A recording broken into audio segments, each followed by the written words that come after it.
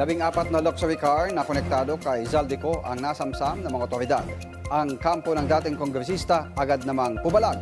Ang detalye sa Politico Update ni Ian Maghan. Napapalibutan ng dilaw na caution tape ang 14 na mga nakaparadang luxury cars na ito sa compound ng Independent Commission for Infrastructure o ICI sa Taguig City. 8 sa mga ito ay pawang selyado ng seizure notice mula Bureau of Customs. Ang mga luxury cars na yan, sinasabing pagmamay-ari ng ngayon nagtatagong si former House Appropriations Committee Chairman at resigned Ako Bicol Party List Representative Zaldico, isang key figure sa flood control scandal.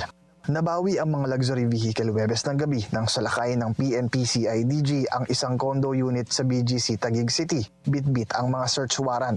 Kabilang sa mga nakumpiskang sasakyan ay ang isang Rolls-Royce, 3 Cadillac Escalade, isang Mercedes-Benz at ilang Toyota SUV. Ang total estimated value aabot sa 145 million pesos. Pinaniniwala ang nasa Europa Sico na isa sa key figures ng flood control scandal. Kanselado na ang kanyang pasaporte. Kinumpirma ni ICI Special Advisor Rodolfo Azorin Jr. na kaiko nga ang 8 selyadong luxury cars. Posibleng may kinalaman din daw ang mga nabawing sasakyan sa flood control corruption scandal. Kumbinsido naman yung kampo ng dating kongresista na illegal yung nangyaring seizure sa mga hindi selyadong sasakyan na nasa likuran ko nung gabing mangyari yung raid. I'm gonna sue people left and right. Kung sino man yung responsable, I don't remember their names. Yung mga pulis, at kung sino man kumuha niyan.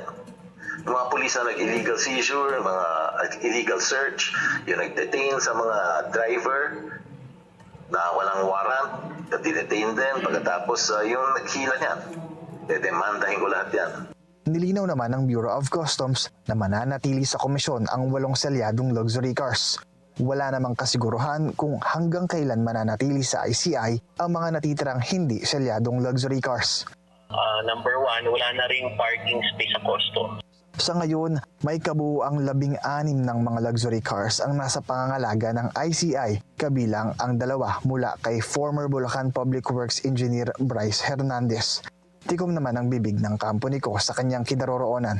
Wanted for graft and malversation ang dating mambabatas. Kaugnay ng umano'y maanumalyang 289.5 million peso flood control project sa Oriental Mindoro. Ian Maghanoy, Bilyonaryo News Channel.